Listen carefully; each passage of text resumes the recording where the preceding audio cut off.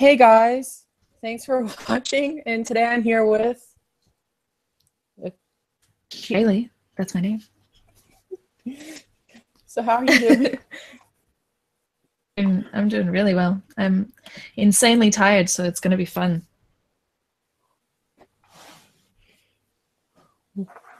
Oh, I just mean I'm always silly when I'm tired, that's all. uh, okay, so How are you, man? I'm doing good. I'm tired. Honest. Sweet. We'll both be delirious. Yup. Okay. It's going really well. So what's your channel about? Yes. I just talk about stuff that interests me. Not very often these days because there's nothing that interests me these days. But yeah, a lot of it's related to politics or SJWs or you know, the current movements of the days. Well, that sounds cool. Also, what inspired you to start your channel? A lot of things. Content wise, it was just like seeing so much stupid stuff, and like I saw Bearing, and I used to be I still am sub to like Skeptor and Undoomed and people like that.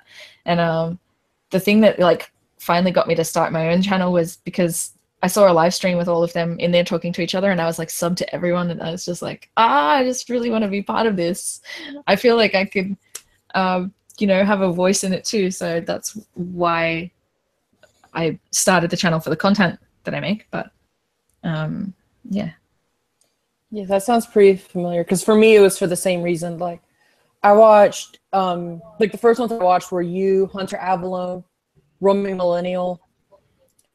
You guys were the first people I watched. But like for the other channel, my first one was I guess had to do with buzzwords. I guess just like irked me so much during the election. I was like, I have to make a video about this. Yeah.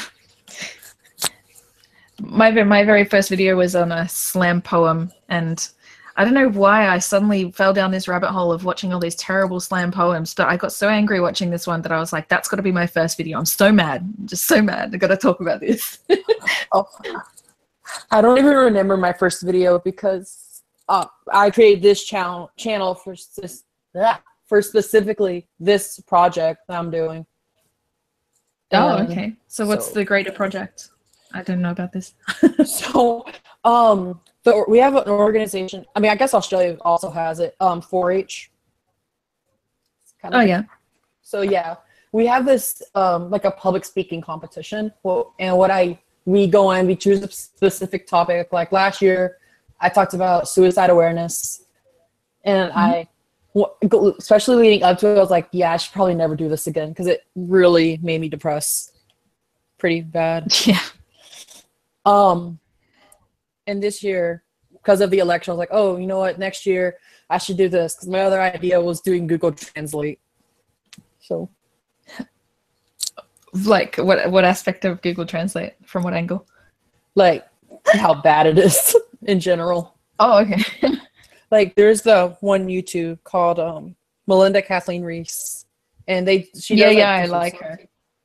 Yeah, I watch a lot of her videos. So there's a really funny story that I've never told anybody on YouTube before, and that was my original channel name was something different. Well, the idea behind it was something different. I was actually going to start a podcast with my friend where we took news articles of the current week and ran them through Google Translate about 100 times and then read them to each other, and the other person had to guess what the news article was about.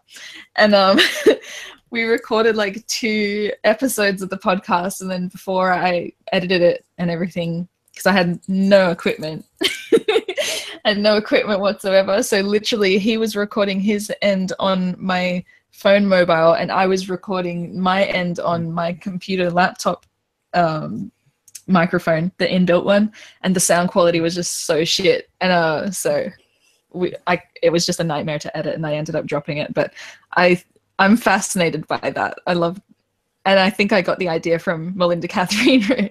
Kathleen Reese, this Google Translate things. I can't remember. I mean, I don't know how I even stumbled across it. The first time I watched was Hello, but I just found that interesting. And yeah. Okay. We give Google Translate a lot of shit, but when I was taking linguistics, they were actually talking about, like all of the intricacies and the complexities of language and how it's actually really, really hard to have something advanced enough to be able to understand subtleties and nuances in meaning. So, basically the idea of it was Google's doing the best they can and they've got the most powerful engine in the world and it still sucks. So, that just tells you how hard it is. I get it. Because, for example, because I'm mixed, I'm Irish, but I'm also Cuban. So my dialect of Spanish is different from my friend who's Puerto Rican, who I'm close with. And we argue all the time over what bendito means. I say blessed and she says gosh. So I definitely understand it. Google agrees with me though. I don't know if that's a good thing though. Google Translate was developed from the translation software that gave us all your base are belong to us. That's a factoid from Roast Anatomy in the chat. Oh, that's pretty interesting. Okay. It really hasn't improved since then, has it? No. Okay, so I guess we'll just go ahead and start. So sure, yeah. The first question I had was this: when I did research on Australia, because I did it a couple months ago, I actually learned that the version of the Republican Party in Australia is called the Liberal Party. Is that correct? Yes. Yeah, so there's actually this funny thing that you have to make the distinction between liberal with a capital L or liberal with a little l, and little l is like liberal ideas and capital L is the party, which is the Conservative Party. So the Liberal Party, did that actually used to be like a left-leaning party, or has that always been the right-leaning party? And America just changed it? I don't know, to be honest. I have not studied a lot of the history of how our political parties formed. I just know, what we grew up with is that Liberal is the Conservative Party and Labour is the Democrat Party, like our version of the Democrat. Oh, that's pretty interesting. Because here it's I don't remember the meaning, the formation of the Democrat Party, but I remember the Republican Party. We were not hard on it, but we were told. I can at least think there are 3 different grades where we were actually told how it started. So that is pretty interesting. I guess that's a huge part of your history, though, is the Civil War and everything. I mean, isn't that kind of where those parties broke off and not the Democrat Party, but the Republican Party was formed, I think, in 1956, I want to say, or 54. It's one of those two. Really? That recently? Yeah, it's a pretty recent party. The Democrats is 1700 or maybe even 1800. I'm not 100% sure. But so was it a one-party state before, or no? We had the Whig Party. There was a lot. We actually used to not be a 2-party state. We used to be a 3-party state, I believe. 3 or 4. I'm really fascinated. I'm not fascinated enough to actually research it because I feel like it would be really boring read. It would be a very dry read, but how political parties evolve, that should be really interesting. Roast Anatomy in the chat is correcting me. The Liberal Party was originally founded as the UAP in 1945 and was always centre right. Oh, that was pretty confusing. I just wanted to confirm that so I don't use it in a speech and someone's like, wait, that's the left-leaning party? But yeah, no. But that is pretty interesting. Yeah, we've got very young politics here. Oh, we don't I'm trying to think. Most of our senators have gray hair. That's how old they are. Ooh, the Whig Party was apparently the other original party. I think it was the I can't remember which side they supported. That was 8th. We learned it around 2 years ago. We had to learn about that. So, but yeah, was it pretty interesting thing? Like when you guys learn about Australian history, do you guys actually learn about like the making of the government, stuff like that, or is it just like the other form of history? Can't think of it. From my recollection, we did very, very little Australian history when I was growing up. We did the only extensive history that was like dedicated to history I remember was in grade 3, and we did maybe half the year. We did a lot of history stuff in that, and it was basically First Fleet, like the original, well, not even the original explorers, but the ones that ended up settling. And then it was all just basically white guilt from then on, and like all the bad things we did to the Aborigine, all the things we did to the Aboriginal people, and how many we killed, and how they were slaves, and how they've had a stolen generation. I mean, we learned all about that and nothing else really about. And I guess like famous Australian figures like Ned Kelly, and a couple of prime ministers, but really not that much. Okay, roast anatomy. So the Federalists became the Whigs, and Republicans became the Whigs over the issue of slavery. The GOP opposed it, and anti-Federalists became Democratic. Republicans became Democrats, and they supported it. Oh, that's pretty interesting. I didn't know all of that, but it's good that we have chat here to educate us, because we're both kind of leading the blind here. So for America, we learned American history in 3rd grade. 4th grade was different because I lived in 2 different states. One, we learned about Mexico and Texas, and then where I live, I can't really remember. I was only here for like 2 months for that. 5th grade was U.S. history. 8th grade was Georgia history. 9th grade was U.S. affairs. And then 11th grade is U.S. history again. So we learn a lot about U.S. history. That's lucky, because I feel like there's almost no allowable pride or tie to history or like any Australian culture other than the guilty part of it. I mean, that's just kind of what I got growing up. I was extremely white guilty before, and I feel like now that I look back, I feel like it's a product of the way that we were educated about it.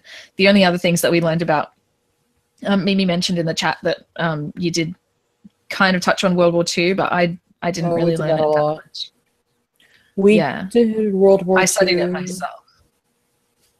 We did World War II in 5th. 5th was pretty much just U.S. and world history. 6th grade, we had to learn it when we were learning about Europe. Last year with U.S. affairs, we learned it. This year, because I take that course out of college, so it's 8 weeks instead of the traditional, in America, 10 months. We're not going to be covering that because we're just doing to 1600s. But we do touch on that a lot. And it's actually pretty interesting. So yeah. Sorry, my hiccups are really annoying in live streams. I would say that white guilt, I can't speak before last year because I didn't know what white guilt was until 2 years ago. But I would say last year wasn't that big of an issue. But what I did notice is whenever we study U.S. history, we didn't really study much of like Latin or Asian parts of it, which I don't care much about. But I just randomly thought of it one day. It's like, oh, wait, we learn about slavery each time. We learn about Jim Crow each time. But it's basically the same history, just with more meaning behind it. I guess that's how they do it. There you go. But it's pretty similar. Okay, so next I have because I wrote all these questions down in a book. So no, that's good. It'll keep us on track. So you do talk about, I believe, SJWs. Yeah, I've touched on several of them. So would you say they're probably worse in Australia than they are in, say, like America? Oh, I don't know, because I don't really have the context. I don't really have full context of either country, to be honest, because like in places like the UK and the US, what I get is a very skewed version of events the biases from what I choose to watch or what I choose to read online. And whereas in my own country, I'm pretty sheltered in that I don't like socialize that much, and I don't have a TV, so I don't watch the media or anything like that. So all I can say is from my experience, I did live in a place and attend a school that was very, very politically correct. But apart from them injecting racism, like race relations and stuff into linguistics, where I was kind of like, what the fuck are you doing? Like, this isn't about that. It wasn't super pushed, like, at the time. So I would say, because I don't really see many people talking about Australia in terms of like protesting and stuff. I mean, it may not happen often there, but whereas like in America, for example, today, Charlottesville, I'm still trying to figure out what's going on. I'm waiting for like one more publication to write their article about it, because all I've seen stuff in like CNN and NBC, but I kind of want to hear Fox with it too, just so I can hear like the left and right leaning perspectives of it. Yeah. But I think that, well, I just lost my, oh yeah, that it's kind of bad here. And one of the reasons I started the channel too and did this project was that one video where someone said, "You're an effing white male," and I was just like, wait, what does that have to do with anything, really? So yeah, I've heard about it on the periphery, but I haven't watched any videos dedicated to it or read any articles. I just kind of hear people talking about it. I'm like, oh, I'm shocked. Yeah, no, your protests are like next level in the US. We don't do riots here very often.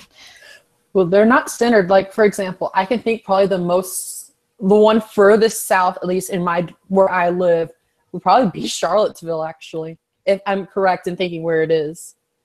I don't know exactly where it happened, but if it's not there, I would say Charlotte. I believe that's where a police shooting was there. But like where a lot of them happens, like Baltimore is probably the closest to me, and that's about 9 hours away by car. Sometimes I feel like we're so close in, values and culture, behaviors and stuff like that to the US, and sometimes I feel like there's this massive divide, because I'm just thinking about even I don't know, Andy Worski made a joke in one of his streams recently where he said, like, Canadians don't do riots, we just sit outside on the lawn in a deck chair with a sign and it says, "Settle down there, bud," and that's your idea of protesting. And because I just thought like Australians are kind of like that as well. We'll kind of just go and stand around and maybe wave a couple of flags and go, "Yeah, don't do the thing," or "do the thing," and then we'll just go home. Like, it never turns into violence. I wonder if it's because of like the gun culture or something, because that's a huge factor in your politics, isn't it? It is. I would say, well, okay. It's kind of confusing for me there. I would say, one, I think it used to be, but it depends. It's like certain periods where it's like a big issue, but most of the time it's actually not a big issue. I would say in America, at least, the main issue is definitely race relations and white guilt. Like, for example, all day I've been arguing with this one person. Like, this one guy made this post and said, like, can white people be oppressed or like their struggles? And I put, like, for example, I don't agree with affirmative action for how that happened, like how it's in place. And it somehow turned into them keep saying that I said black people don't try hard or they're not smart, and that's linked with crime. And I was like, wait, I've never said any of this. So I think that's kind of like the main thing in America. Yeah. I get that a fair bit with people just being like, "Oh, but you've said this very specific thing." I'm like, what? I've never heard of this. Yeah, and that's what I've noticed here. It's mostly online. Like, for example, in school, something that kind of bugs me, I guess, is a lot of people don't pay attention to politics, but I would say it depends on the school. For example, in my county, there's 5 different high schools. So most of my friends went to one, whereas I went to one with a different atmosphere. So like Grovetown was like pro-Hillary, like anti-Trump. Whereas when I went to the other school, it was like more pro-Trump. And I noticed that both schools don't really talk much about politics, at least with each other. And I know it's like something you don't talk about, but it kind of worries me. It's like, oh wait, what if these people actually don't know what's going on? Wow, I can't even imagine a school here being like pro-conservatives. Like, we really it's extremely left in the education and the media. Like Mimi was saying in the chat just before that the media is really left leaning, and that's really, really true. Like even our advertising is super left leaning and it always has all these freaking weird political messages in it. It's pretty fucked up. So yeah, just the thought of like a school trend being pro-conservative is so weird to me. I think the issue, well, okay, it's kind of confusing to describe where I live. So like I said earlier, I live in the state of Georgia in America. Our largest city is Atlanta. I live in Augusta, though, which is like where the Masters golf. I don't know if that's worldwide, but in America it is. I live in the county north of it, but I live in like the sub-rural area. So the rural school is like conservative, whereas the more urban school, I guess you would say, suburban, is not as conservative. But I think for the issue with Trump, I just think the other school I went to is like more diverse, whereas the school I now attend is not as diverse. Yeah, I guess like we don't even have the red states and blue states. Maybe we do. I guess like Victoria would be our version, like our most extremely left state. Like Victoria would never have a conservative party, I don't think. But I feel like for most of the other states, they just kind of swing based on trends. It's kind of weird for me to think of a political system that kind of mirrors ours, but like it's completely different in really, really crucial ways. Oh yeah. Victoria. I'm trying to remember that map we learned last year. Isn't Sydney in Victoria? No, Sydney's in New South Wales. Melbourne is the capital of Victoria, so it's in the southern half. Oh, okay. Well, I kind of explains what I was trying to get at. Is like there's a huge city. For example, for us, like our major cities like New York, Chicago, Los Angeles are all in deep like liberal states. So, and then like some of your smaller big cities like Atlanta, Miami, Phoenix are in Republican states because there's not as many large cities. Yeah. That's kind of like hard to describe our system. Usually it's like the Northeast and West Coast, and then like Illinois and New Mexico. So those are just random blue spots on the map. Or I don't know your guys' political colors that well, but the liberal spots. And then you have all the other states. So like the South, Midwest, the mountain states. Wow. Yeah, I never really think about how many differences there are, but there must be so friggin' many. Oh dear. Yeah. Thank you. Thanks, Mimi. Yeah, Mimi's given geography in the chat. I remember learning a fun fact, I guess. My teacher last year for social studies, ironically, he was from Sydney in Australia, and he used to live in Canberra. So, yeah, we learned a lot about Australia. We tried some desserts from there. I can't remember what one of them is, but I remember our whole class didn't like it. It's like a dark color, like really mushy thing, like some kind of tart. Oh, do you know what I don't know what that would be. No, the only food that I know that's like Australian is lamington. Wait, what is that? And it's kind of desserty. Or a pavlova, but that's not dark. Well, it is kind of mushy though. You put it like on bread. It's like a spread for bread. Oh, spread? Maybe it's not a dessert. Well, this one wasn't a dessert. The other things Was we had were it desserts. Vegemite? Because I feel like that's Yes, the it quintessential. was Vegemite. That's what it was. It's not a dessert. Please don't use it as a dessert. Sorry. Oh, that's awesome. I knew he was giving that to us, and I've had it before, and I still ate it. But yeah, it's so good. He said that's like something you have to kind of like accustomed to. Oh, Yeah. I'm sorry. I meant bitter. Mimi, I meant bitter. I think. I can't really remember off the top of my head how it tastes. For example. Yeah, it's basically like licking the bottom of a shoe. It's like really salty, but also tastes like ass. But fuck, I love it. It's so good. Yeah, for example. Oh, yeah. Like I brought a Cuban. I wouldn't even say it's really a Cuban food because some people in Asia and Latin America eat it. It's a plantain, which is basically a sweet banana, and a lot of people did not like them, and I literally brought like a box for my lunch because they're pretty good actually. There are a lot of foods I don't understand, but yeah. I have to say this because I know who Tom is. Like I think I know who Tom is. I'm not surprised he's doing this, but wow, he's roasting me hard. Yeah, your avatar's stupid. Take that. You're fucking wrecked. In my defense, I only had a few minutes to draw it, and I just haven't had enough time to get back to drawing this lately. I'm gonna try to draw a new one tonight, but my friend's actually gonna be doing like the art for my channel, except for that picture. Mimi said, if you want something sweet and spreadable, you have Nutella, and I'm really weirded out. I think BuzzFeed did a video where they like tried Australian food and they had Vegemite and Nutella, and they didn't like either of them. Like, I can understand not liking Vegemite, but how the fuck do you not like a hazelnut chocolate spread? Like, there's nothing to dislike in there.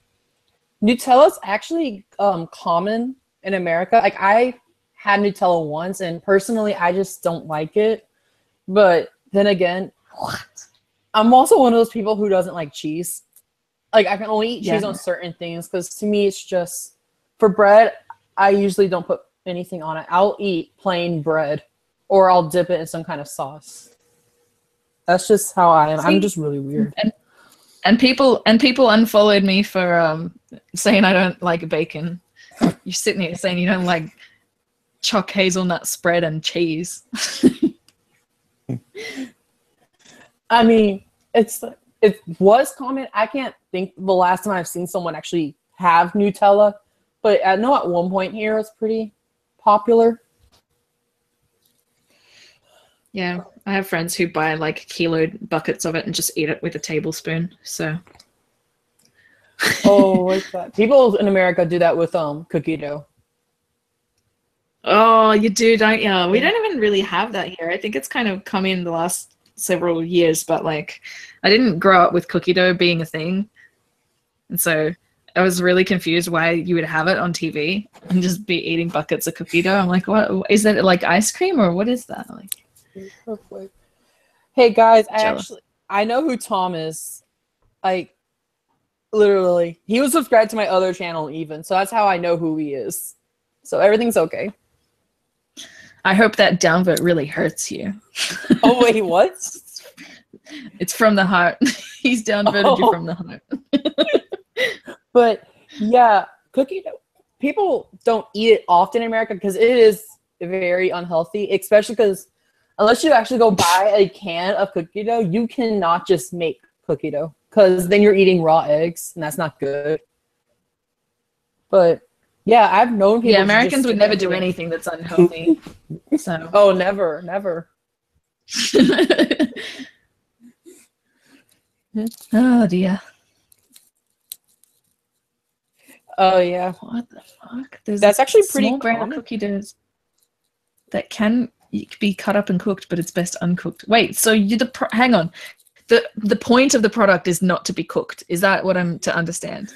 You can get cookie dough just to not cook. In fact, in America, that's actually pretty common. For example, like, I don't know if your guys' schools in Australia did it, but we used to do like we do fundraisers, and usually you sell desserts, So one year we actually sold edible cookie dough. It was expensive though. Like that fundraiser did very bad, but I bought like one just so I ate like some of it, but mostly I did just make cookies because they taste better. I'm having like weird flashbacks to my childhood now, and now I'm wondering if I did one time taste cookie dough when I was a kid, and I was just like, what is this? Because I feel like we did it for one fundraiser once, but normally we just had like those boxes of chocolates. Like you'd get a box of Cadbury chocolates, and it had a few different types of chocolate bars in it, and you'd sell those. But I feel like one time we did get cookie dough. You're like bringing up repressed shit for me, man. Like, how does this happen?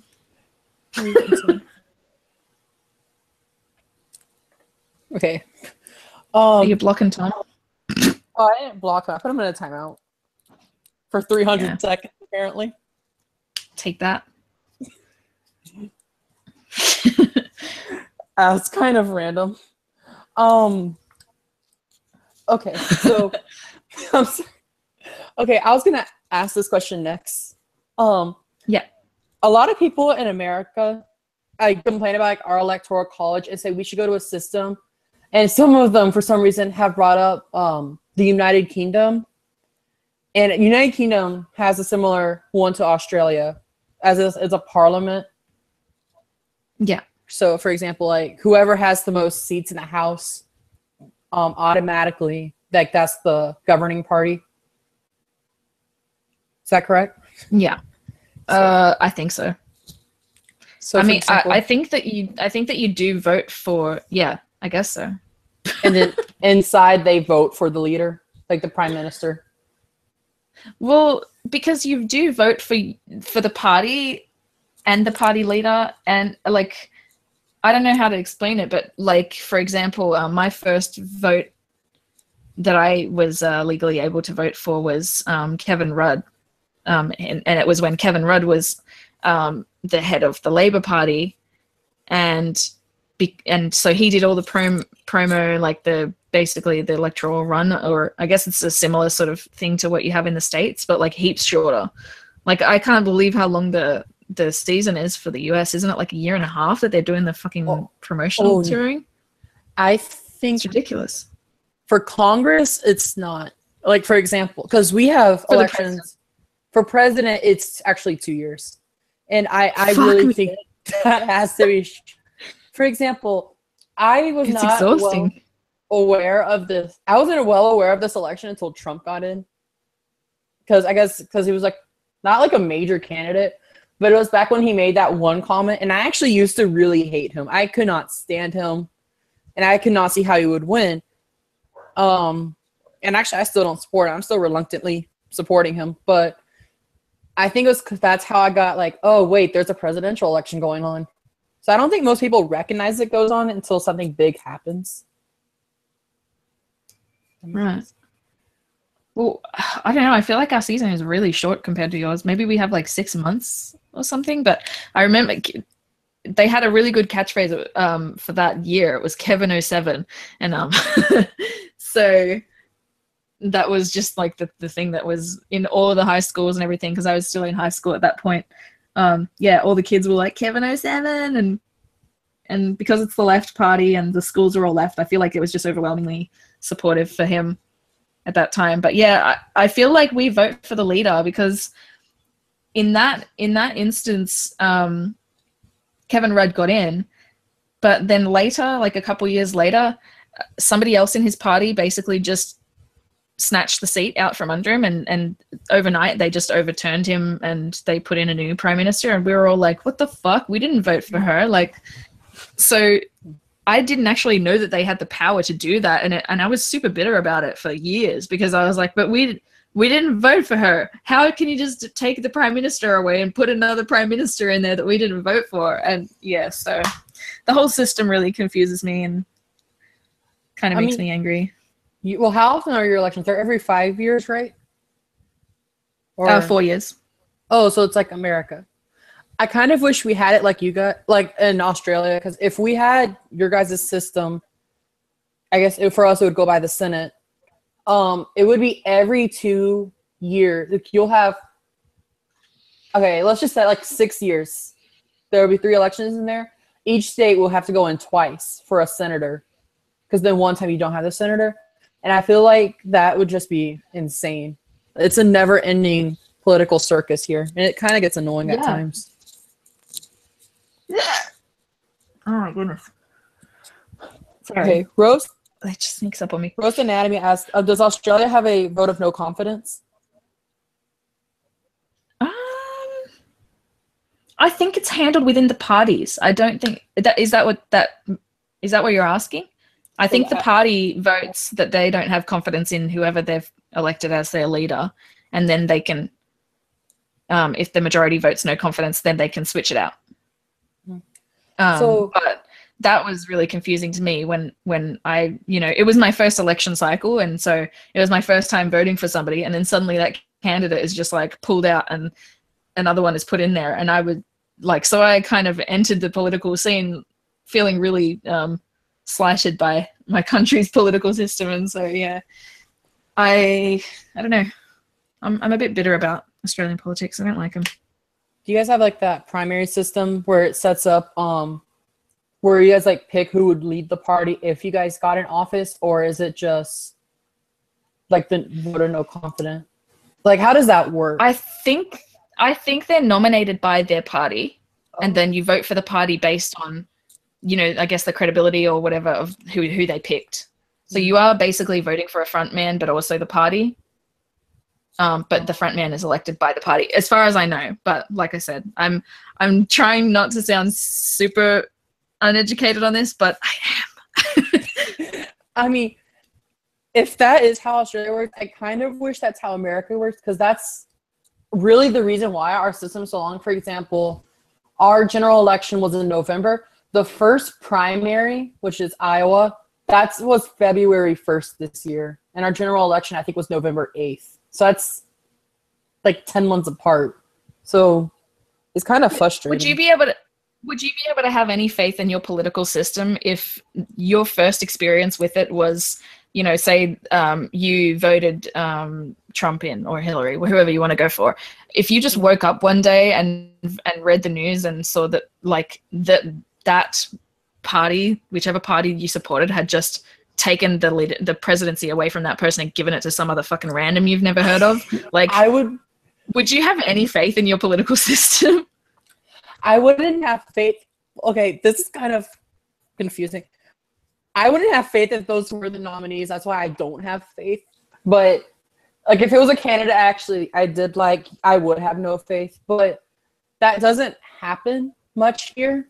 And if it does, it's not even really about whether I like the person or not. It's just that there's no stability. There's no guarantee that the person that the people voted for is the one that's left there. Because I don't care who got... The bloody Liberal Party did that the next time they got in office. So they had this huge election campaign that they ran on how inept Labor was, because they can't even decide on their own fucking leaders. They had Kevin Rudd, and then he got ousted by the party, and Julia Gillard was put in his place, and then people really hated Julia Gillard. So just before another election, they put Kevin Rudd back in because people liked him, and he was really friendly, and he had good international relations and stuff like that.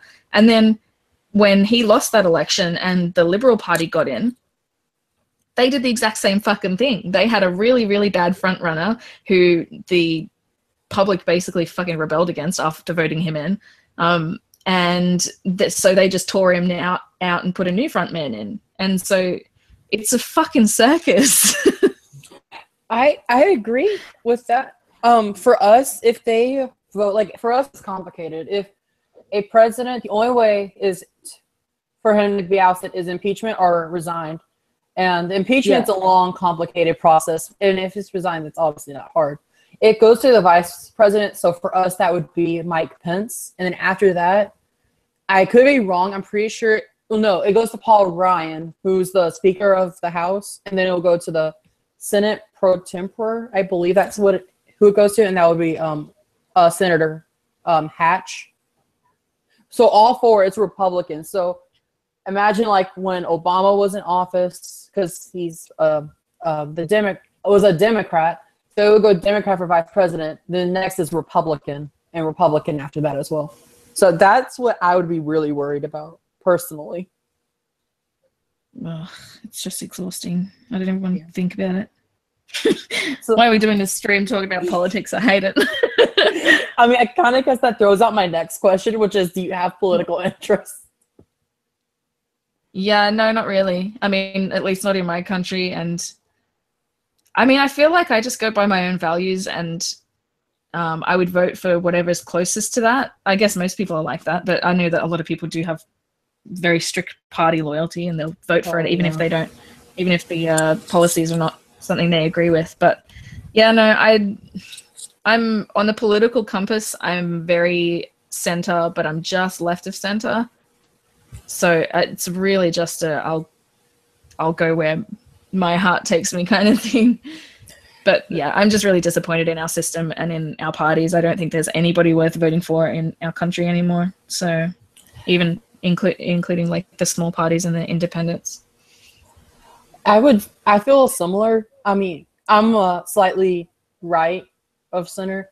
I guess because it's, for me, it's like economically I am on the right, but socially I am on the left. So I guess that would put me in the middle. But I lost. Oh yeah. Hey. For me, I just wanted to say. Sorry. What? Bloody delay. Oh no, I thought you were going to move on to the next question. I'll say it in a second. You finish your sentence. Oh, okay. I was gonna say, I feel like it's more of like, instead of parties, like ideological. Like, for me, I make this comparison, especially for the right, because that's who I communicate most with. It's like, you agree with me on every single thing I believe in, to the T. Like, if I believe this, you better believe this, or I'm voting you out of office. And it's just, I look at that, it's like, whoa, you're not gonna agree with everyone. And it's kind of like a toxic mentality, in my opinion, to have, especially with healthcare issue here. Mimi in the chat says she likes the Australian Sex Party, and I actually voted for the Australian Sex Party once. They're actually a really good party, or at least they were, but I feel like they went really, really SJW recently, in the last couple of runs that they did, because they used to stand for basically like, the rights of legalizing marijuana and, non-hardcore drugs, just like legalizing all that stuff, legalizing prostitution so that it's not a dangerous thing anymore and it can be regulated, legalizing fireworks because we had fireworks banned. There were a lot of things that were really, really good policy-wise that I pretty much agreed with everything that they had on their agendas.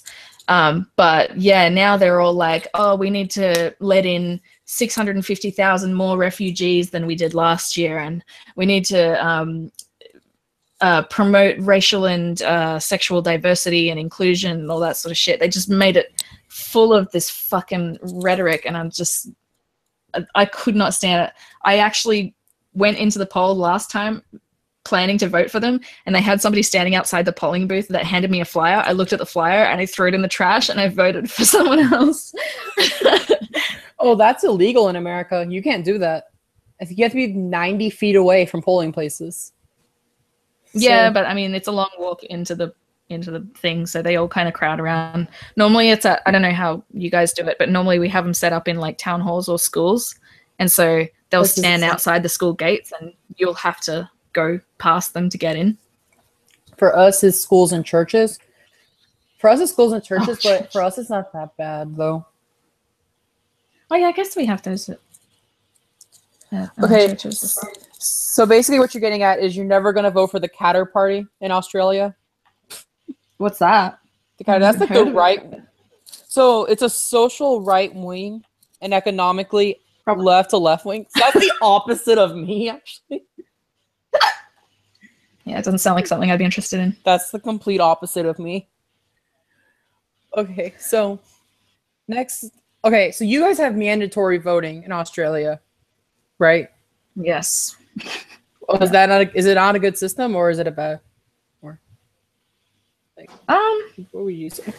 I think it's fine. Like, I don't personally mind it too much, but it feels a little bit like. The problem with it is that people who don't give a shit about politics and just go in there to donkey vote, they have to, by law, go and vote. And so it really kind of skews the results of the votes, because you've got people who aren't interested in politics. They haven't bothered to read any of the policies. They don't even know what the parties are called. They'll just go in there and tick random boxes, or they'll scribble on the page, or they'll, you know, like they'll just treat it as a joke. And I feel like if you had people that registered because they were interested in politics and actually bothered to educate themselves, that might be a better system. Sure, you'd get heaps less votes, but you wouldn't get these people who just go there and draw dicks on the page, or vote for Harambe, or, you know, like, it's, yeah. Mimi says, I don't mind it. It's just a matter of having to get postal votes beforehand. Yeah, I don't mind it either, because personally I would have registered to vote either as well. But my last job, they voted, the voting day was a day that we were working, and some of my workmates, it was their first ever election, and it was their first time voting, and it was just like, you just hear the whinging from them, and they're just like, oh, I got to fucking take, you know, an hour off work to go and drive out there, draw a dick on the ballot, and come back, and I lose my pay and all this shit. And it's just like, then, you know, if you're not interested, then don't fuck with the system by voting when you don't care. Sorry. I can see why you guys have it, because, for example, I guess you may have heard this. Our voting percentage, like our turnout, was like 56%, and to me that's very bad. Some states it was actually, I think it was probably as low as like 45. Yeah. So like that for me is an issue, because it's like, well, only it's not really taking into account the whole population. It's taking out those who really do care. So I guess, like, the system makes sense, and I do agree with you. It's not good. Like, the way it's implemented, at least where you worked then, probably was not the best idea. But for example, just feel like that represents the people that aren't interested don't want to go. They don't want to take the time out of their day to do it. So they'll just do it. They'll just like deliberately fuck up the ballot.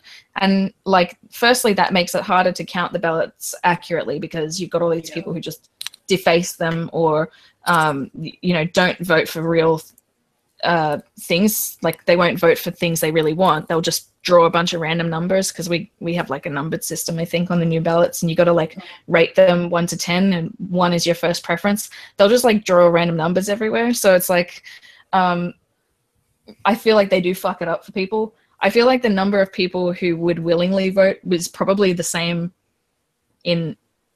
or, you know, similar numbers in our country, and the rest of them that are forced to show up just do donkey votes. So it's a waste. I have like a few things about that. The first one, we have that system, the numbered system only exists in one state, and actually won't be implemented until next year's midterm, which is the state of Maine.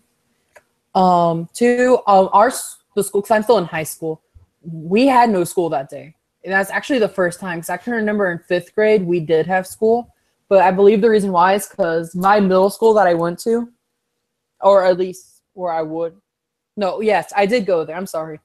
That's a voting place in the media center. So it's kind of just like a hassle, because no one can go to the media center the whole day. And that's where half our computer, not half, but like a good size of our computers are there. And so I think just to like save it, if they don't do it. Oh, we only vote on like Sundays, I think, so that it's, you know, the most amount of people can be out of school and work and all that sort of stuff. We vote on Tuesdays. And yeah, I don't think Sunday, I think Saturday would probably be the best option, because you don't like have as many like religious people missing, and then those who go to school or work, I guess. I mean, I don't know. It could be Saturday. I don't know. I just go when I'm told. Like, do you guys like get like when do you guys find out the day? To be honest, I think it's broadcast on like radio and television and all that shit, but I don't have television and I don't listen to radio, so I literally have to either hear by word of mouth or you know, people post about it on social media or something. But I almost missed the last one, and I almost got a really nasty fine for it, because I literally only found out about it the day it happened, because I happened to live between a church and a school, and both of them were doing voting. And so when I walked out my front door, everyone was there, and I was like, oh fuck, are we voting today? I quickly had to run across and vote. That was just like non-existent because for us, you're like, I literally, they have the day out because it's the same way every year. Like every election, it's the first Tuesday after the first Monday in November for general, like primary, all that stuff. No, but just for that. But even then, like a lot of people don't show up. Midterms are even worse. Those can go as low as like 40% maybe show up. Some states even less than 30. So to me, that's a problem. So that's why I wanted to ask. Yeah. And also, I know Europe has this. Do you guys have like voter IDs to vote or no? No, not voter IDs. We just have normal, like we have to show a photo ID, like a driver's license or something like that, because you get fined if you don't show up. So to reduce the risk of like impersonation or like mistakes of people getting sent fines when they actually did come and vote, they have to check your ID.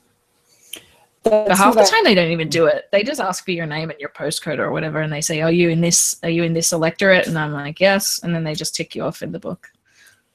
For us, in America, they call it voter ID to shorten it because I don't know if you heard, we have like the controversy because like the organizations like the ACLU, which I made, that's the only other video I have on my channel besides the introduction, is basically I go through 3 of their claims real quick and say like, no, that's not true, and say why. They're saying that it's racist because less minorities have it, even though 89% of Americans have some sort of photo ID. In fact, I'm 15 and I have a photo ID even. Because your driver's license and I don't have that, but like your permit, that's a photo ID still. And basically, I kind of agree with the system because we have a voting problem. To me, if we have like one fraudulent vote, to me, that's just the problem. And also like illegal immigration kind of brings up the illegal voting a little bit, in my opinion. Yeah, I would definitely prefer that people are ID'd because, you know, you can't get people hopping across the border to fuck up the votes that way, but it happens. I mean, I think maybe in some places or during really important elections, they would check your, like a proof of address or something as well. But I think generally, I've had a couple of times where they didn't even check my ID. They asked for my name and then they looked at my name and they said, "Oh, what address is that for?" And I told them my address, and if the name matches the address, they'll just let you go in. They have like big phone book electoral roll, so it's like kind of old school. Do you do digital voting? I don't know because I can't vote. I'm only 15, but yeah, I believe most places have digital voting. Like you go to the school and you have like a voting machine. Is that what you mean? Like you click on the people you want to vote for? Yeah, like for the physical vote and also for like the registration, I guess. Like people, do they have literal books that they sign with a pen to say that you've shown up, or do you sign in electronically somehow? No, we don't sign in. All you have to do is like you show up and you. This is when I was 6. Literally, last time I went with someone to vote, I was 6. So it's been a long time to me. And what I can remember was my mom. I was with my mom. We showed up. They asked for our ID. She showed it, and then she went and voted. That was pretty much it. It was fairly simple because we don't have the mandatory. Now for registration, that's not a lot electronically. That you had to fill out paperwork. You have to go to the DMV. And it's actually a hassle. Like schools here where I live actually allow a day off just to go register to vote. So fucking hell. So do they do you have to go to the friggin' DMV every time you change your address? Because I'd be fucked. I've moved like 40 friggin' times. You do, because you also have to change it on your driver, like your driver's license also has to change, I believe. I'm not 100% sure about this because I don't have to do it, but I'm pretty sure you do. I know for a fact when you move states, though. When you move states, you have to. And if you move precincts, I know you definitely have to, which is like the area you vote. Which that's just like a whole random thing. Because I don't know how it's there in Australia. For where my address is actually listed to vote, I actually have to go further out, and literally down the end of my street, there's a polling place. Yeah, we have to go all the way, about like 5 minutes away, just to go vote, to go drive and vote. So What? But I think that's a new place. Okay, so the next thing I have was political patterns, but we already went over that. Would you say I like it when the flow of conversation naturally hits stuff you wanted to cover. It's good. I'm sorry. Would you say there's, because you already said Victoria was the labor stronghold. Was there like a liberal stronghold? Would that be like the rural, like more rural territories, I guess? Honestly, I don't know. I know that Canberra and Victoria, like, you know, basically the whole of Victoria and then the city of Canberra, are basically the two most left places in the country. I'm really not sure about like Sydney, Brisbane, Hobart, anywhere like that. But yeah, I really don't think that they really have a strong political leaning other than those two places. I could be wrong though, because I haven't lived everywhere. I think for here, because here is kind of like plastered. I like everywhere, like New York's a Democrat, Chicago, like I think the largest city that's, and it's not even really Republican leaning, it's just a swing city, is Houston in Texas. That's like the fourth largest city. So yeah, well, we don't have the electoral roll either. So like our state color or our state sway doesn't matter as much as like the individual votes, because that's all that's counted. Well, for us, it's important for state because the electoral college. Also, I need to bring this up. I'm like lost it. Where is it? Where is it?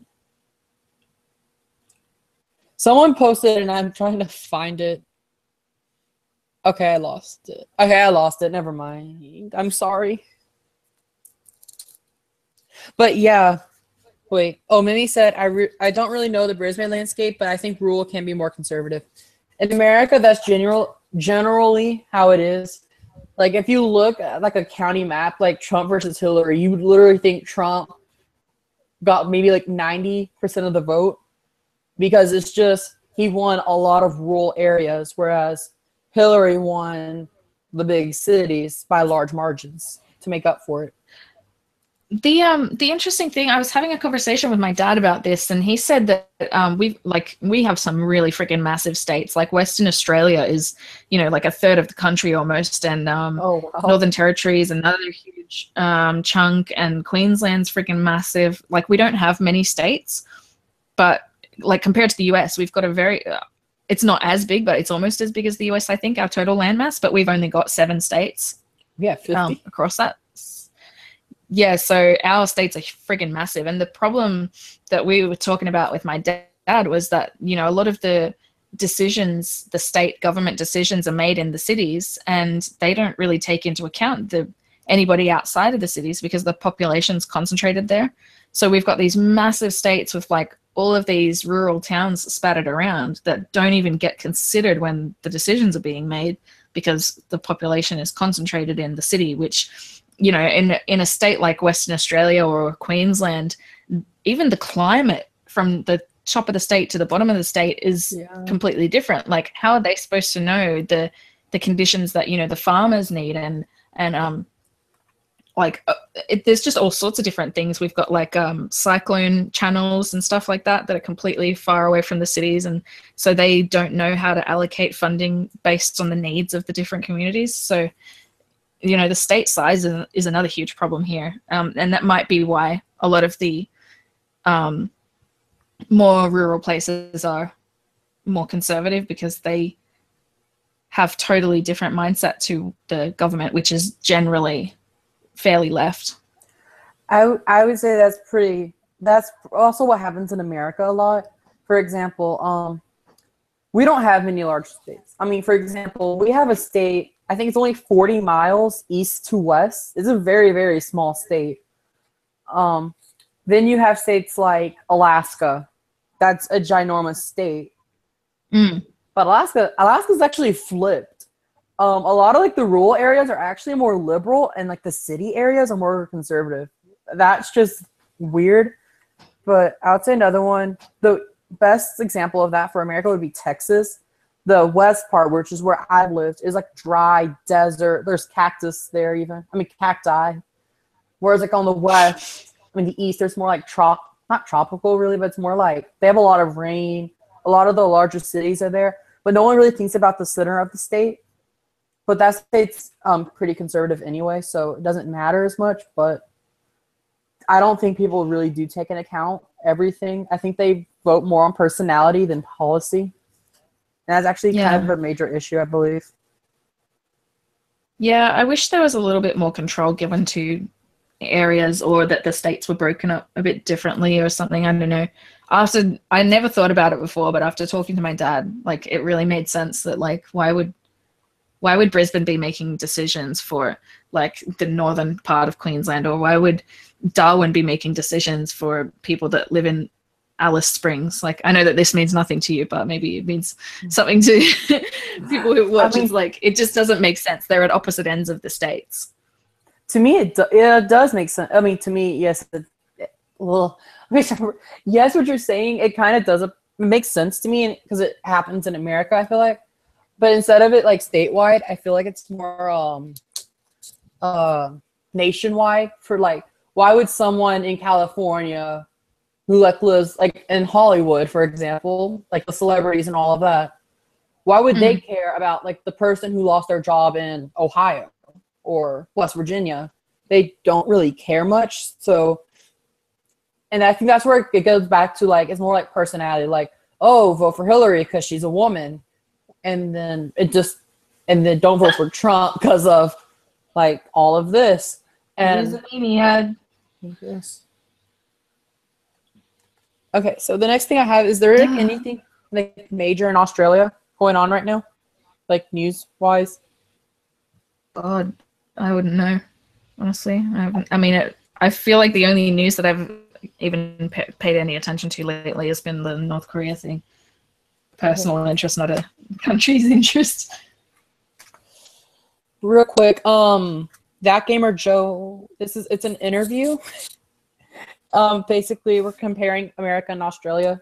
And Rose, yeah, California is a different place, but that's what kind of like what I was trying to say, I guess. I don't really know. Another thing I wanted to talk to you about, because America, there's safe space. Australia has safe schools. And I saw you post about that earlier. That's what I meant. When I wrote that, I was just going to see if anything came up. But what's all of that about? Because from what I've seen you say, it's ridiculous. And I'm kind of worried that's going to happen here. Yeah, so I have you watched the video that I did on it last year? I believe you. I did. I remember you talking about it before I saw that tweet today. Right. Yeah. Well, I just mean because that was when I did a video on it when I was very fresh into researching about it and doing a lot of reading on it, and it was all over the news at the time. And yeah, it was just really depressing. Like, basically the idea behind safe schools is to make all schools anti-bullying zones, but their idea of bullying is, as usual, the very, very, very Marxist, very left kind of diversity and inclusiveness, that sort of, which I don't have a problem with in theory, but the way that they're teaching it is really fucked up. Because, for example, to teach little kids about what trans people are and what are transgender rights and all that sort of stuff. Firstly, they're teaching kids that are way too young to know about that stuff, but the way they're teaching it is pretty fucked up, because they'll like get role plays and okay, little 5-year-old Bobby, okay, now you pretend that you're a girl, and or now pretend that you're gay, and they'll do like weird role plays and stuff like that. I've been reading some really fucked up shit about it, and yeah, I just got really angry about that, because I think it's child abuse. They start it way too young, and they are confusing a lot of kids about sexuality and the existence of thousands of genders and all that sort of really ridiculous shit that you would see on Tumblr. They're basically bringing Tumblr to all of our classrooms. It's actually sad. I've actually never used Tumblr before. Most of what I've heard about Tumblr has actually came from you and have you ever heard of a channel called Anime Marie? Anime Marie? No. Okay. She made a video, it's like how to be accepted by Tumblr, and I was laughing the whole way through, because I'll have to look that up right now. It was really funny. Oh God. It was like a real like stereotypical thing, and it was pretty funny to watch. But I hope that's not an issue in America. If it is, I don't know. I say it's more of like a college issue here though. Because what? Oh, sorry. I was just going to read Mimi's comment in the chat. She said her mum told her about a case she heard of someone who had their kid come home with a clay model of a vagina. It was a little boy. That's weird. Wait. Okay. Is this in Australia or in America? I'm gonna assume this is Australia. Yeah, the safe schools. Yeah, related to the safe schools. Okay. Yeah. I can't imagine that happened in America because that would be sexism in America. By logic of some Americans, that would be sexism. Because I've actually noticed, kind of goes back to earlier. I noticed this SJWs are different. Like people like on the like extreme left are different for like, because in America they're not so much for like, well they are for silencing speech, but it's over different issues. Like Canada, it's like don't misgender someone, whereas in America it's like don't call me sweetie. Or don't call me this, don't call me that. And it's like, that's what I'm saying. Like that in America, I think that would be more of an issue with, that would be an issue with everybody, but more on the left. Doesn't America have the sexist air conditioning? I believe that, yeah, that was through BuzzFeed. Yeah, well, you really can't be helped at that point, can you? Yeah, we had this one issue, Calexit. It was like a playoff Brexit. So if that Calexit, yeah. If that happens, then that's a product of the country of California. Because BuzzFeed's actually, I believe BuzzFeed's in California. I think it's in LA. That's awesome. But well, I mean, like, aren't the United States basically all different? I mean, like, weren't they set up to be kind of like mini countries anyway? Isn't that why there's such big difference in their states and why the different states are so important? I don't know. I kind of want to say no, but at the same time, no, I don't think so actually. Because, for example, because you can find this in other countries. I just think it's the culture. Because like California, I mean, really doesn't have much to do with what they are today. But California used to be a part of Mexico. Same with like Texas, New Mexico, Arizona, and Nevada. Like all the some of the southwestern states used to be a part of Mexico, and then some other states used to be a part of France. Plenty of countries used to be bits of other countries. I don't know. Roast Anatomy says yes, but you might need to. If I can get Roast Anatomy in here, he knows way more than I do about this shit.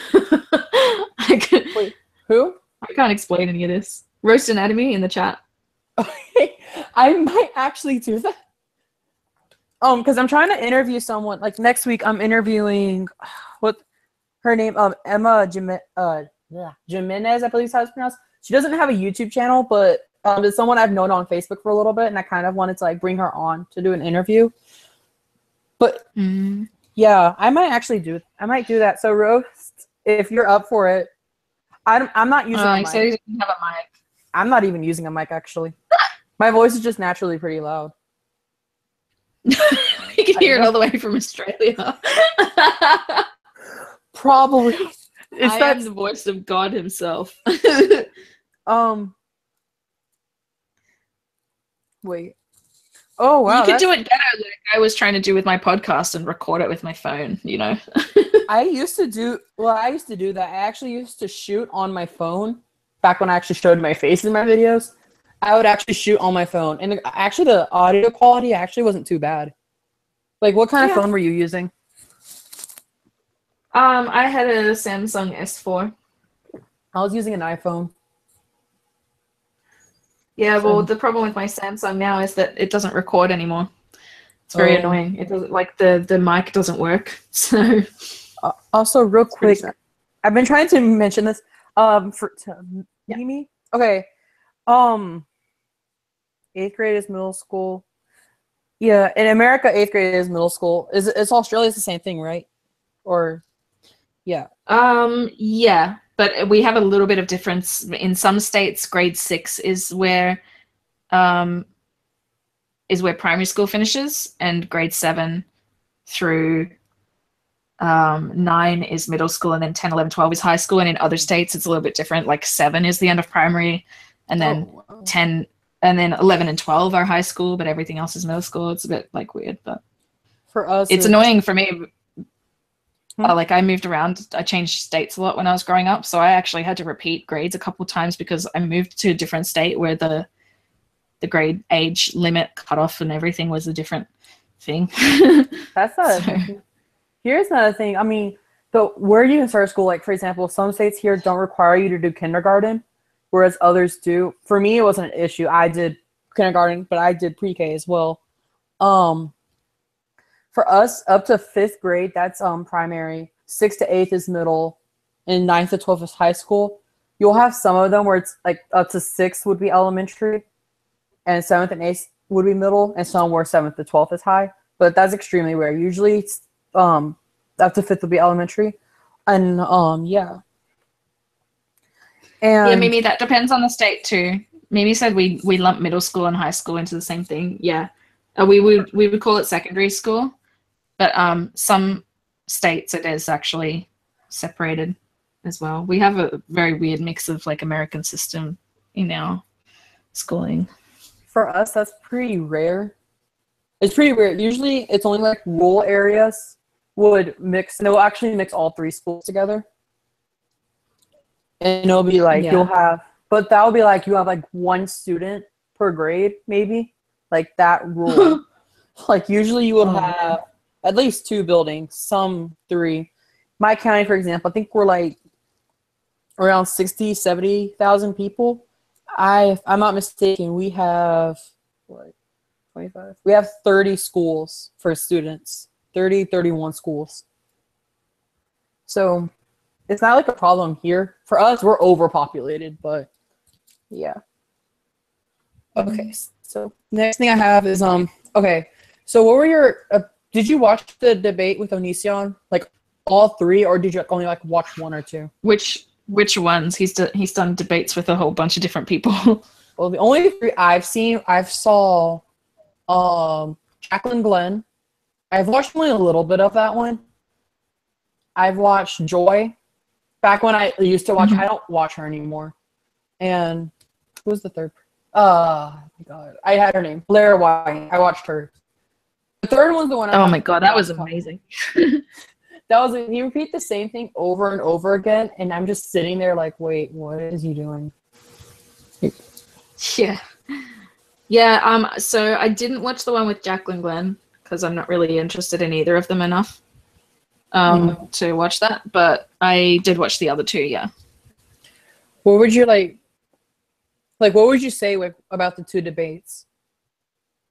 Like, I don't know. I can't really call the one with Joy Sparkle and Jeff Holiday a debate. I wouldn't call it that. But that was, I guess, more entertainment. But yeah, the one with Blair White, I think, again, that kind of was more entertainment than debate, but it was definitely more debate than the second one. Yeah. I don't know. I thought it was all right. There was a little bit too much nitpicking, I think, and I don't think that Blair was completely fair with like how she would ask him a question, and then when he answered, she'd be like, shh, shh, shh, shh, shh. Like she did that a lot. But you know, it's Onision, so who really wants to hear him speak? That is true. I originally had he did this video, and okay, it was like basically saying he didn't like how people on YouTube were depressed, even though he has a video out saying he's depressed. And he has multiple videos out saying he's depressed, doesn't he? I've only seen one. Personally, I've only seen one. But and I'm just like watching that because this is, I think, what I shot this from my other channel. I never posted it though. I want to say maybe 2 weeks after I had that suicide awareness where I did that competition, and I was just like, I didn't know what to say. I was like, wait, but money doesn't equal happiness, I guess. I can't remember the exact wording I had. It was definitely probably better, but yeah, I think that's like that my sentiment. main issue. I think that was my main issue. And he approaches it, or I mean, because he does that all the time. It's the same like he did with Manchester when he just decided to say, "Oh, you guys only care because it's cute little white kids that are dying. You know, people die of cancer every day, and you don't give a shit." I mean, he just says the most ridiculous things and just tries to stir up as many people as possible. So putting out his own "I'm depressed" video and then saying, "I hate when YouTubers say they're depressed because what do you have to be depressed about? You got fans and money." Bleh. Like, I think he just does a lot of it to get a rise out of people, and it works. So yeah, because first my brain goes somewhere whenever I watch a video, especially if it's political, and it's like, okay, so like where's our leaning, so I can like figure out the bias, is he like where I need to go to hear the other side. I don't know if he's like more of like an SJW or is he really just a provocateur. I think like he says provocative things. Provocateur. Yeah, I'm sorry. Yeah, no, that's all right.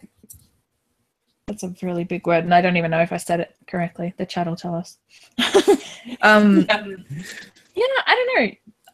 I think he has been known to slide on his positions a little bit, depending on what he thinks would get views or what he's admitted I guess that, is though. trending and drama and stuff like that. Yeah, but I mean, I think I first came across him in like 2009 or something, and I watched him for like 2 months, and then I was like, nah, this guy's boring. Like, all his videos are the same. But I remember even back then that he was going on about feminism and how he, you know, respect women. He's been doing that the whole time. So I don't know. I think some things he just sticks with, and some he doesn't. I can't remember how I came across. I know it had to be someone from the skeptic community's video because, like, my political leanings has changed. Like last year, I was like very conservative. I really didn't hold many liberal positions. Now I hold some more. I hold a lot more. I'm trying to think. I think it was Hunter Avalone. I believe it was his. Mm-hmm. Yes, it was his. It was his video. I remember now. And I went to his channel to watch some of his other videos, and he's a female supremacist, in my opinion. I mean, he admits to it too. No, not Hunter. Hunter is, or Onision. I was going to say, I'm sorry. Yeah, no, Onision is definitely.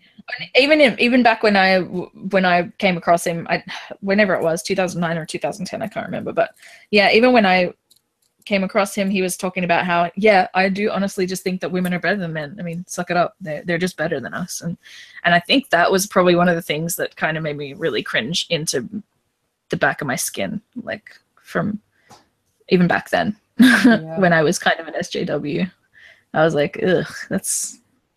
Oh, are you gonna post? Oh, sorry. Oh no, I was just gonna say it's like creepy when people like fetishize or put other people on a pedestal and as groups. Like he really came off like he was worshipping women, and it was gross. Okay, I have like two things. One, because I noticed like a lot of people in the skeptic community. I mean, I don't know if you're a part of it. I've never heard of you refer to it that way. Well, I say community because a lot of people say it's a community. Like a lot of them have actually, a lot of people in that community have said it's a community. In a video. Yeah.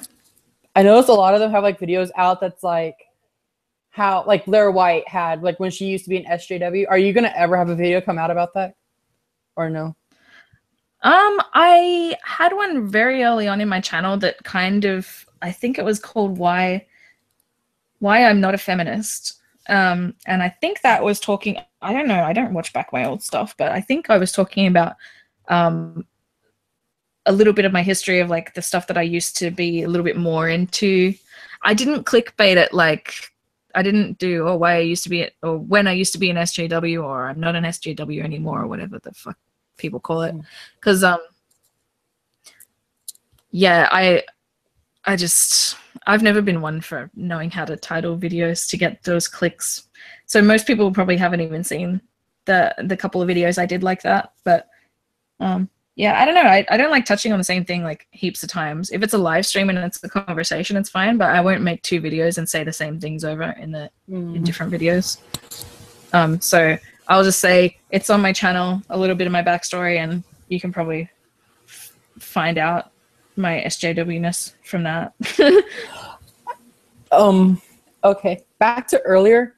I think that guy right now is about to give me permission to put the live stream in that chat.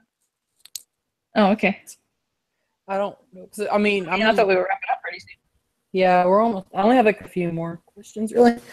And the other thing I have is and I guess it does tie to earlier. We were talking about white guilt. Yeah. Because I noticed that I actually noticed, and I made a video about this on my other channel that I'm not going to give out for a little while. And I basically talked about well, I'm trying to think. Don't be offended on my behalf. Like if someone says something racist towards Hispanics or Cubans, don't be offended for me because trust me, I'm not going to find it offensive. Because I don't get offended pretty easily. It takes a lot to offend me. And I imagine you're the same way. Yeah, well, I actually, a friend of mine who goes by, thy name is Skepticism, she did a long video recently about Steve Shives, and it was like the evolution of Steve Shives or something. It was a documentary basically just chronicling his journey from whatever he used to be before, you know, an atheist, just general a skeptic or whatever, and into the extreme SJW that he's known as today.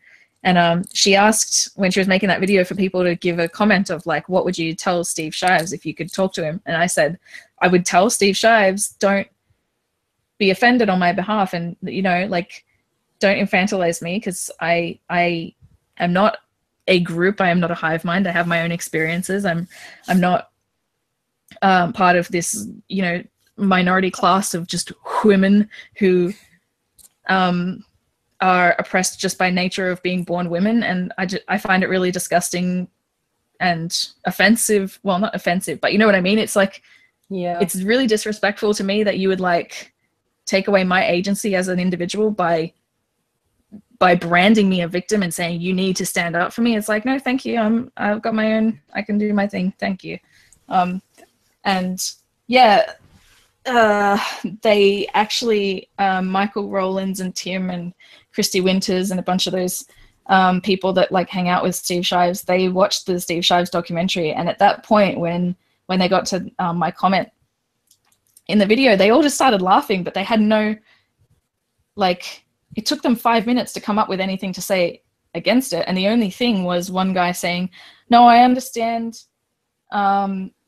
if you personally don't feel victimized, but you can't speak for other people in that group either, so you can't say that they're not victimized. And I'm like, oh, like, you've got to be kidding me. I mean, isn't that going to be like a way of like sexism? And I guess in my case where I'm talking about racism, like, you can't speak for yourself. You need me to speak for you against this racist person or sexist person. Yeah, it's infantilizing. It's the soft bigotry of low expectations.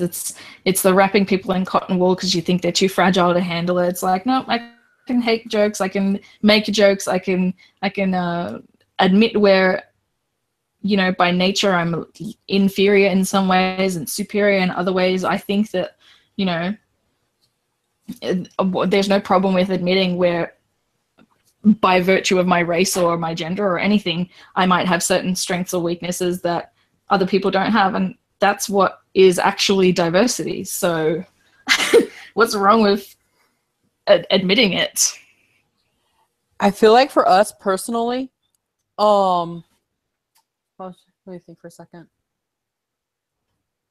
Okay, for me personally, what I took the issue with is like when people say that, it's like earlier today, we had this argument about affirmative action where I said I'm against it because it works against, and I talked about this earlier. It was something like people who are white struggle with, and I said specifically like I am against affirmative action for this reason, and I didn't bring up Asian, but I meant to say that too, because that's where the main issue lies, and it got talked into scholarships because in America, it's probably the same in Australia, there are actually scholarships that cater towards one minority.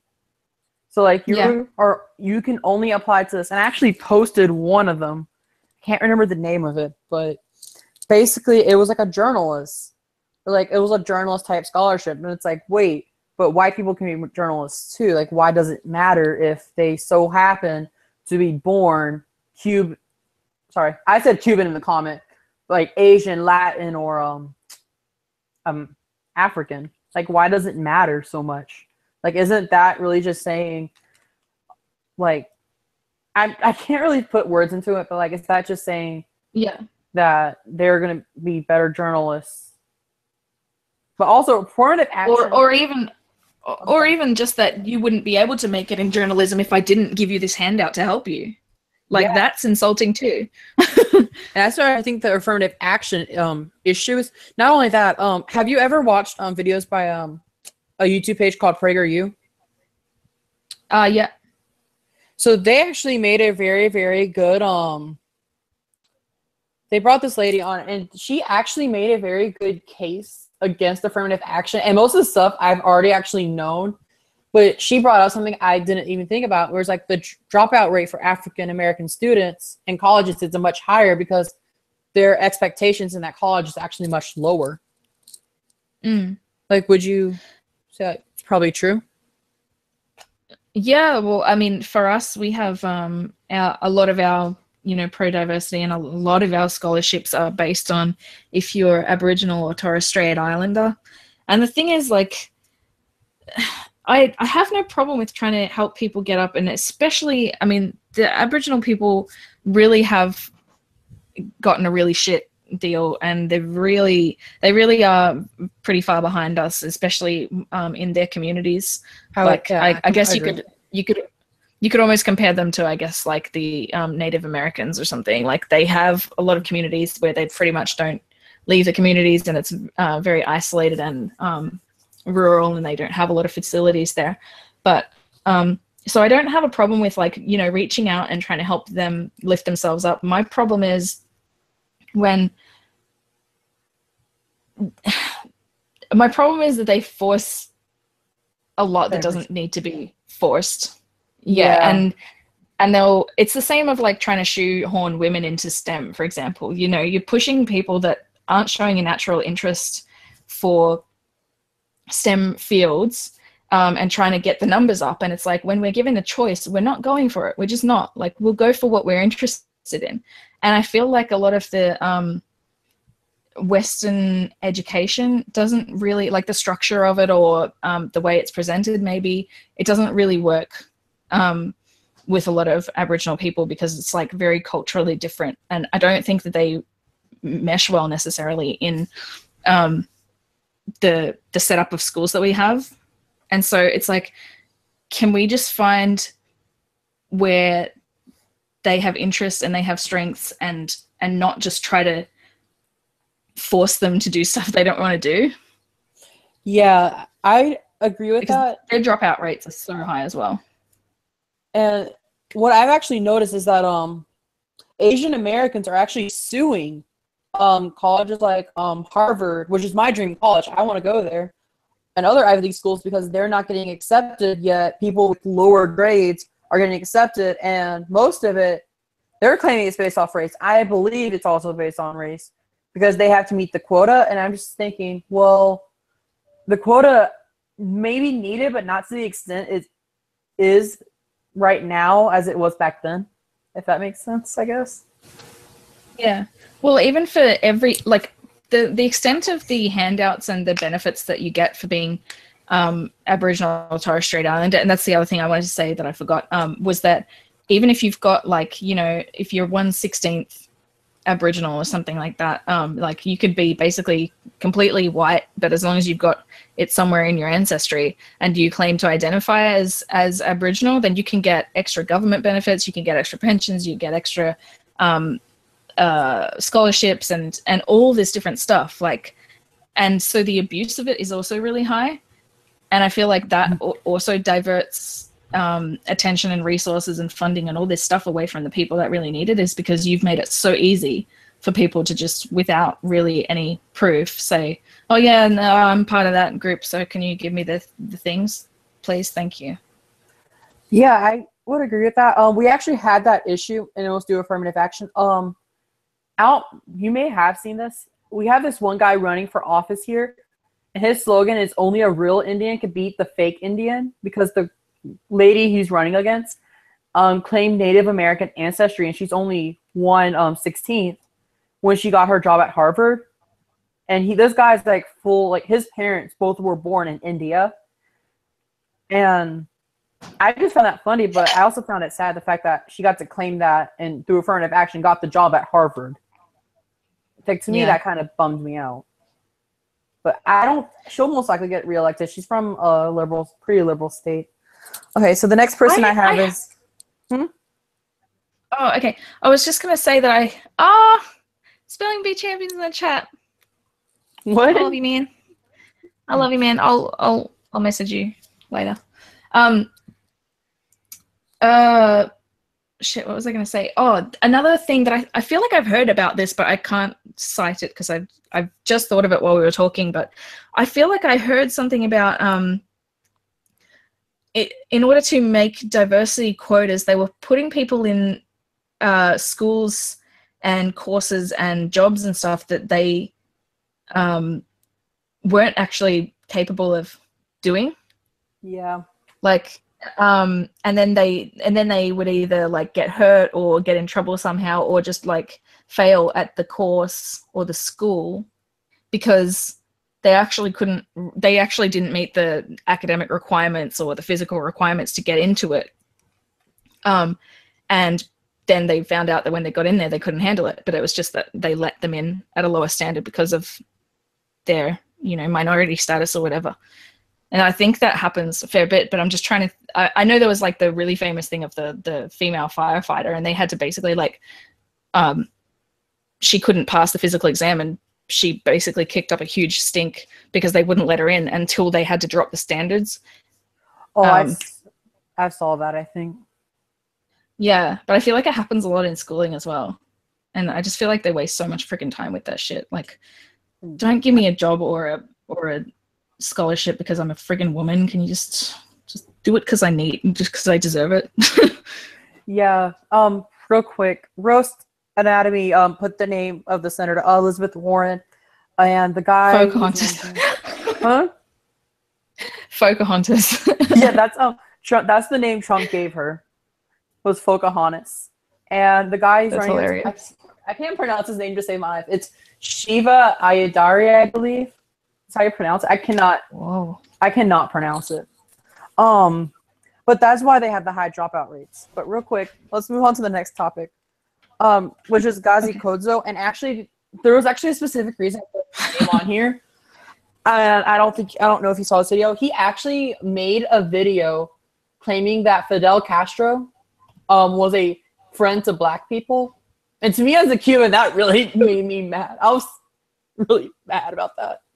So okay, well you talk about that because I don't really know about that, but I would love to hear it. Okay, so basically, he ignored all issues in Cuba, and he only talked that he sent people to Albania and a few other African countries to liberate them, and that was basically his whole argument. His whole 13-minute video, I would say about 8 minutes was just that. He also said that he also brought to points that he wasn't homophobic, which there's literally a quote out there saying a gay person cannot be a true revolutionary. And I'm just literally that alone I would think would have made him like turn off a little bit. Apparently not. No, because he's not gay, he's same gender loving. So, any of your homophobic slurs or any anti-gay sentiments, it doesn't affect him. Yeah. Just so you know. Oh wait, did he actually say that? Yeah. Oh wow. I do not identify as gay. I am same gender loving. That's ridiculous. And then the last, even though, and his whole argument is placed, he allowed the gay people to be foreigners. And then his last part, because he mocked Cubans, and I'm Cuban, so I guess that video was one of the few things that really made me offended. And I actually sent that to my abuela. She was born in Cuba, and she was really mad about the video. And what else? He said that if your uncle was shot by the Cuban government, he deserved it. Oh, So I just that's a bad one. So what are your thoughts? I mean, if I could, I would bring the video up, but I really don't think I can right now. And also because of like timing, I'll just like send you the link to it. But yeah, I would be really interested to watch that. But I don't have the cultural like knowledge or the experience about Cuba. But I mean, even with what little I know, I'm like, oh, that's stepping on some toes. Fidel Castro is actually you really don't need to know much because you can literally do a simple Google search to debunk all of it, which I actually did to see if I could. But culturally, I actually knew a lot of this was wrong. I mean, it stems from the fact that Abuela left when she was 10, and she still resents that country a lot. And this was, I think, about 5 decades ago. So it's a pretty big deal for her. Wow. So yeah, I'll send you that. So I guess we'll move on. The next person, I don't watch her content a lot, but I want to start. Lacey Green, and most importantly about the red pilling thing, because I think she's doing a good job with it. What about you? Yeah, well, I watched her first 2 red pill videos, and then I think she's put out like another 1 or 2 along the same lines, but like expanding on different topics. But I haven't gotten around to watching them yet.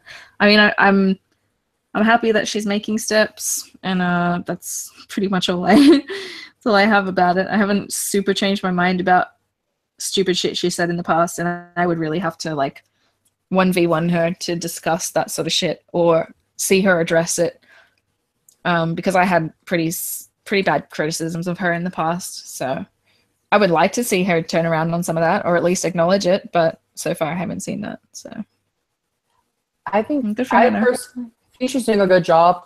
Real quick, I do want to make a correction from earlier. Thank you, Mimi, for pointing this out. I did not mean to say Albania. I meant to say Angola. I'm sorry about that.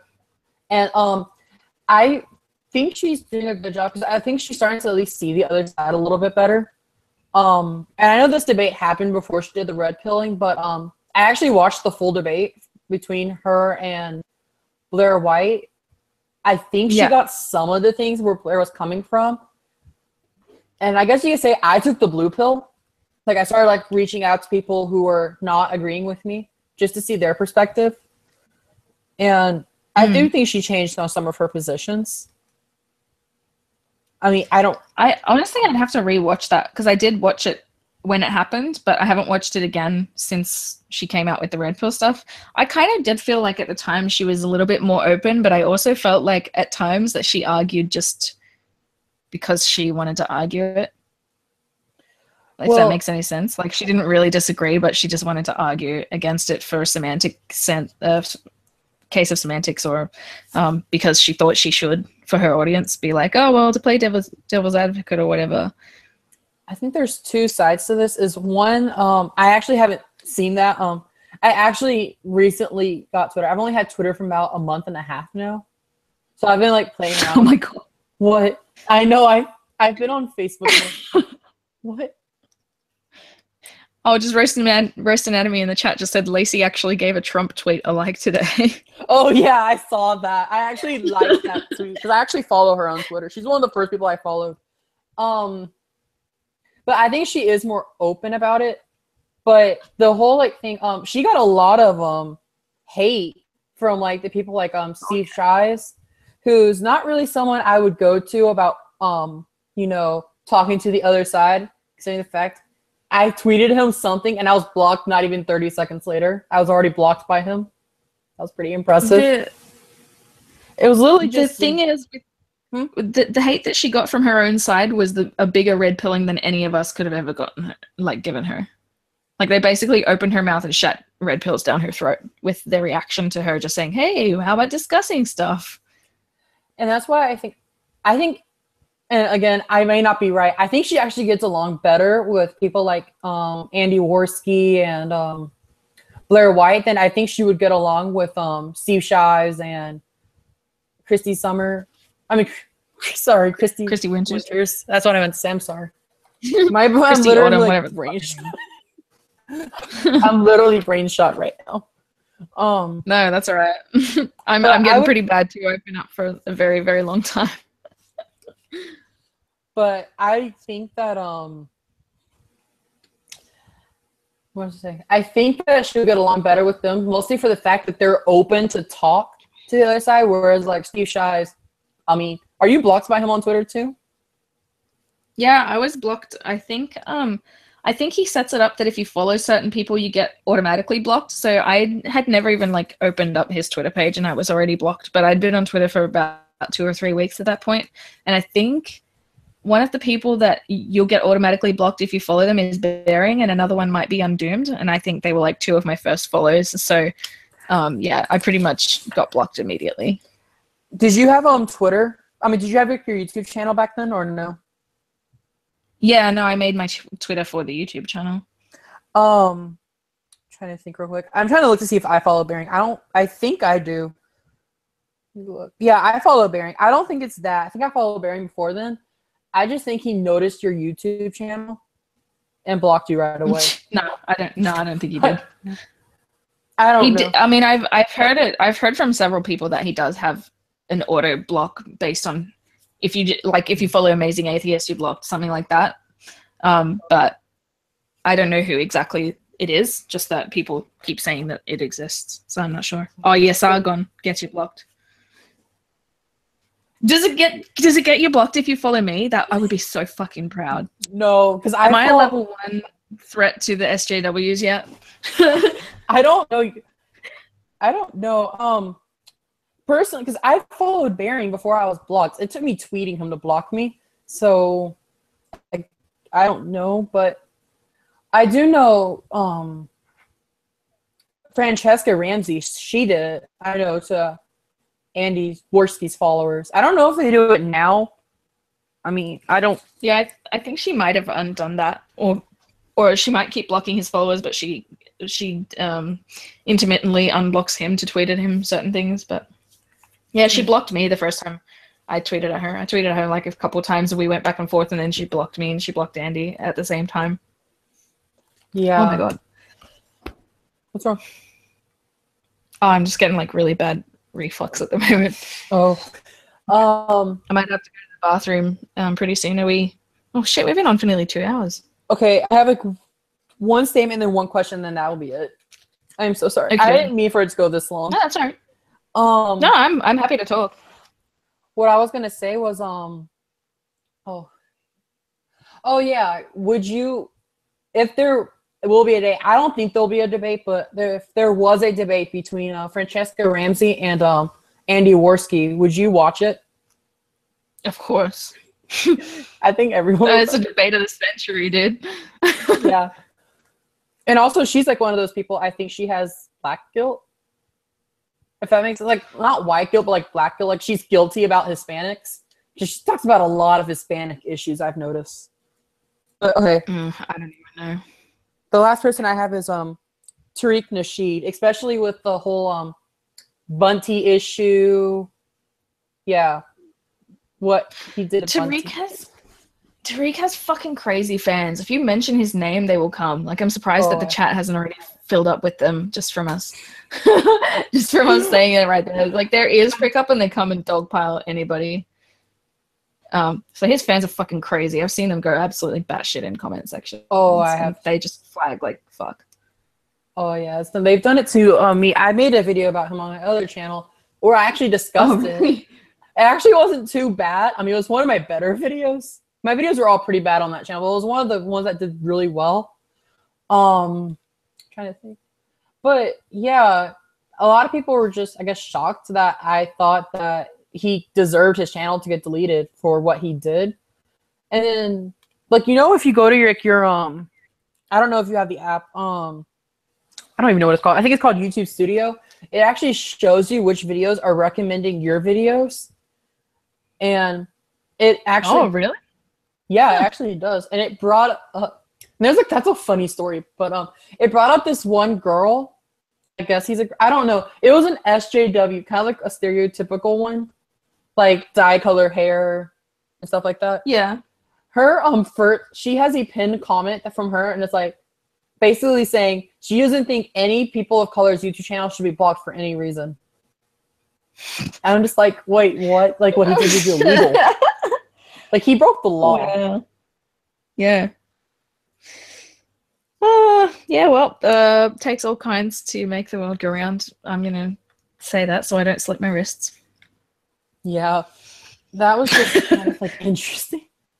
And what I was going to say is, I did, like, a few videos on my other channel because I talk about, like, mostly how, like, other Hispanic communities, there's some that really hate Cubans.